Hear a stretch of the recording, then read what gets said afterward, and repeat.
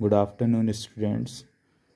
आज का हमारा टॉपिक है उच्च क्रम खंड अवकलज या हायर ऑर्डर डेरिवेशन। जनरली हम जानते हैं कि डेरिवेशन किस प्रकार किया जाता है। अगर आपको देखना हो तो हमारे लेक्चर 1 में देख सकते हैं। इस लेक्चर 3 में हम हायर ऑर्डर डेरिवेशन के विषय में पढ़ेंगे, जिसमें हमारा मुख्य पॉइंट ये है कि किस प्रकार से कोई एक फंक्शन दिया हुआ है y बराबर f(x1, x2), जहाँ पर y हमारा डिपेंडेंट वेरिएबल है और x1 और x2 हमारे इंडिपेंडेंट वेरिएबल्स हैं। ठीक है,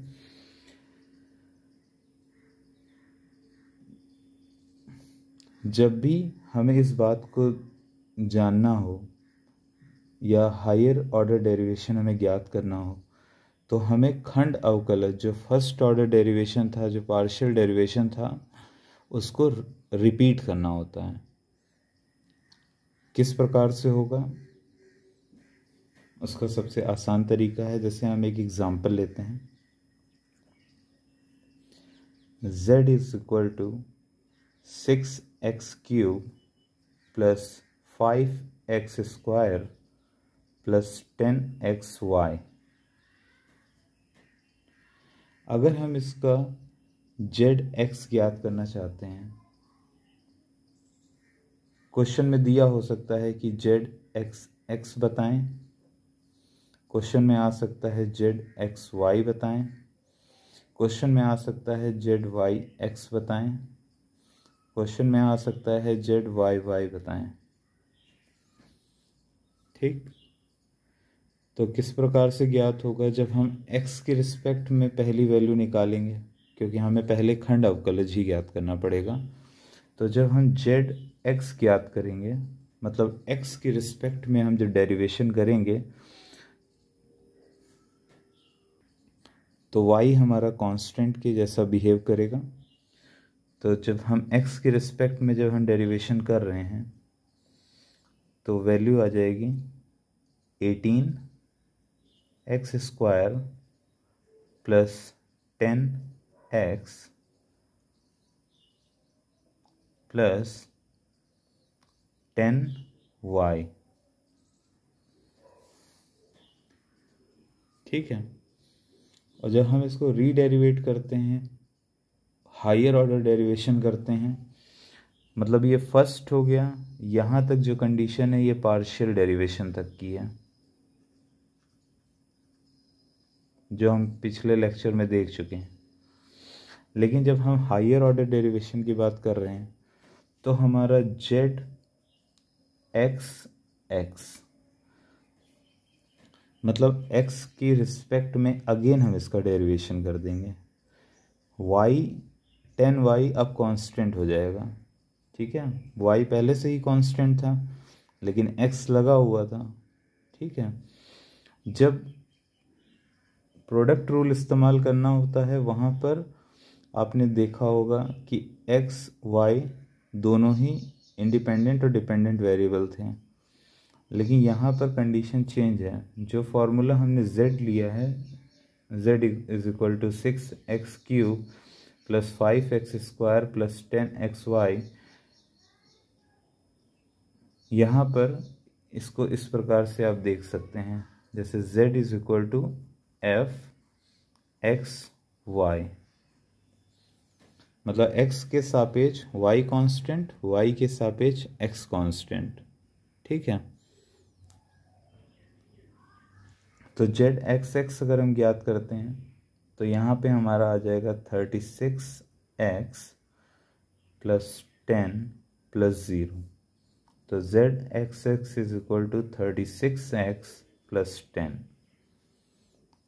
ठीक, अगेन जब हम zy ज्ञात करना होगा तो zy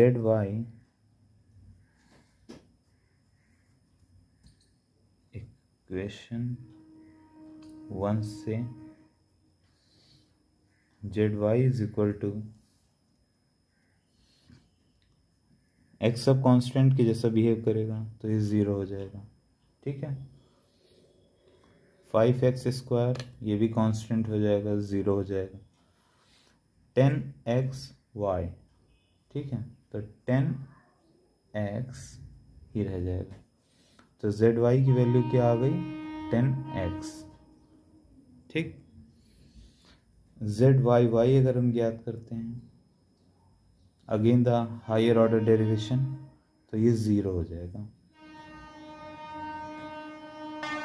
यहाँ पर अगर हम zxy ज्ञात करना चाहते हैं, zxy, तो zx जो हमारा समीकरण 2 है, जो इक्वेशन 2 है, इक्वेशन 2 का डेरिवेशन करेंगे।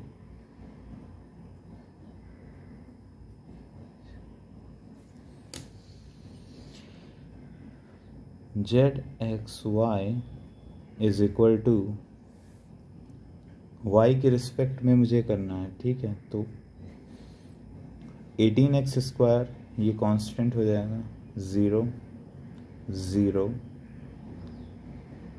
Plus 10 is equal to 10। zxy की वैल्यू क्या आ गई, 10। ठीक, नेक्स्ट जब हमको yx ज्ञात करना होगा, yx सेम प्रोसीजर है। zy यहाँ पे दे रखा है, इक्वेशन 3 मान लेते हैं, तो इक्वेशन 3 से zyx इज इक्वल टू 10 आ जाएगा।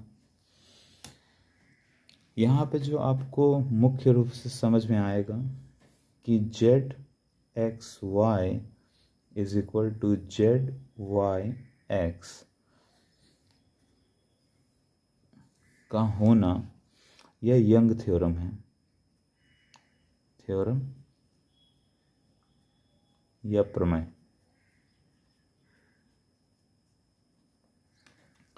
ठीक है, ये हम किसी भी फॉर्मूले, किसी भी इक्वेशन के ऊपर अप्लाई करते हैं तो ये यंग थ्योरम हमेशा प्रूफ होगी। ठीक है, आप इसको स्क्रीनशॉट कर सकते हैं, चाहे तो आप इसको लिखकर सेव कर सकते हैं। क्या होता है चेन रूल, ये हमारा दूसरा टॉपिक है आज का।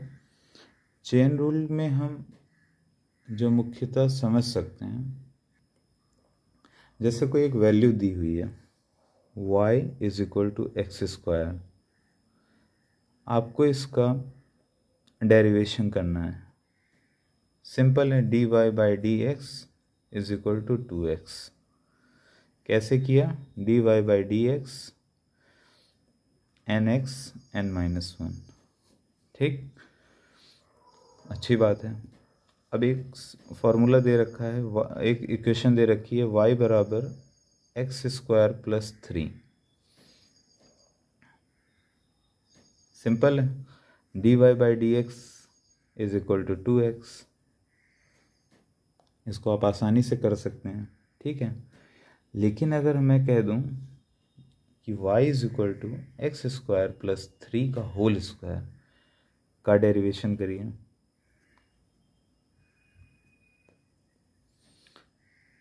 अभी भी आसान है कि y is equal to x², इसको आपने a प्लस बी के होल स्क्वायर से खोल लिया, का स्क्वायर प्लस 3 का square plus 2x², 3 y is equal to x की पावर 4 प्लस 9 प्लस 6x²। बहुत ही आसान है, dy by dx is equal to 4x³ plus 0 plus 12x। क्या वैल्यू आ गई dy बाई dx की, 4x³ प्लस 12x। यहाँ तक कोई प्रॉब्लम नहीं है ना। जो फॉर्मूला यूज़ हुआ उसको आप एक साइड में लिख सकते हैं कि a प्लस बी का whole square is equal to a² plus b² plus 2ab। ठीक है, अगर यहाँ पर एक इक्वेशन दे दी जाए, y is equal to x² plus 3 की पावर 100 का डेरिवेशन। अब क्या करेंगे कि 100 की अगर आपको दे रखा है पावर, तो क्या आपको फॉर्मूला आता है? नहीं आता। कोई इस चीज़ को करने का सबसे आसान तरीका है, इसके लिए एक फॉर्मूला है जो मैं अभी यहाँ साइड में लिख दूंगा, जो आप कभी भी चेन रूल टाइप का अगर आता है तो आप वहाँ पे यूज़ कर सकते हैं। ठीक है, तो आप x² + 3 को मान लीजिए x1 है, माना आर्टिबेरी। ठीक है, इसको मैंने एक वैल्यू के रूप में दे दिया कि x² + 3 = x1। ठीक, अब क्या होगा, y = x1 की पावर 100 dy/dx = 100 x1 99।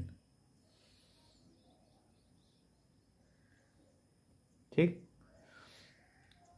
जब इस तरीके का डेरिवेशन करना हो जहाँ पे हमको मान करके या चेन रूल यूज़ करना पड़ रहा हो, तो यहाँ पर इसमें गुणा कर दी जाती है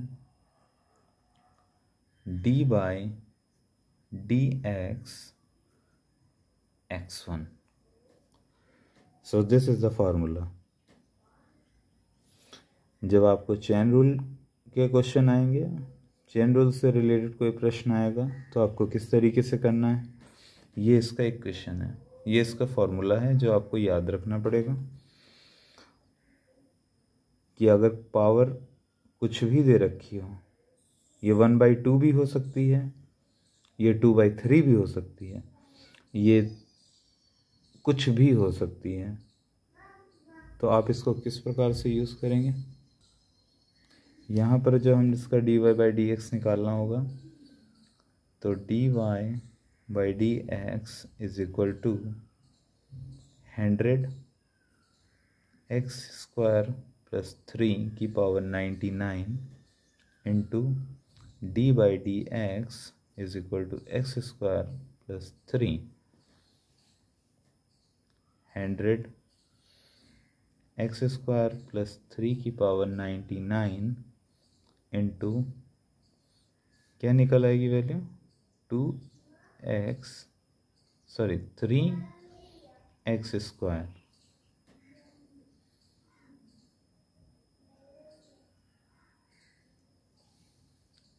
यहाँ पे गड़बड़ है, ये x² था तो यहाँ पे वैल्यू आ जाएगी 2x।